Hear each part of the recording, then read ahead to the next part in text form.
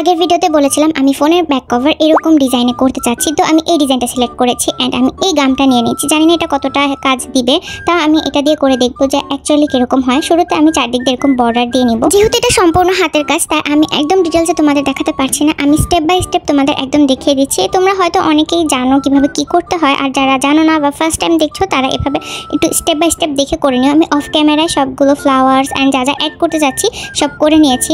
আমি এই রেইনবোর উপরে একটা আইসক্রিম দিতে চেয়েছিলাম, কিন্তু কোন আইসক্রিমটা বানাতে গিয়ে আমার হাত থেকে ছিটে গিয়ে একদম ক্যামেরার পাশে পড়ে যায়, যার জন্য আমি ওখান থেকে উঠাতেও পারি না, কারণ তোমরা জানো ক্লের সাথে ক্লে লেগে গেলে একদমই উঠতে চায় না। রেফারেন্সের মতো একদম সেম করতে পারিনি, কারণ আমার কাছে কয়েকটা কালার অ্যাভেলেবেল ছিল না, যা ছিল আমি তাই দিয়ে চেষ্টা করি। চলো ব্যাক কভারটা ফোনে লাগিয়ে দেখাই। অ্যাকচুয়ালি ফোনে কেমন দেখা যাচ্ছে কভারটা, আমার আম্মু তো ডিরেক্ট বলে দিয়েছে একদম বাজে দেখাচ্ছে। এখন তোমরা আমাকে জানাবা কেমন হয়েছে।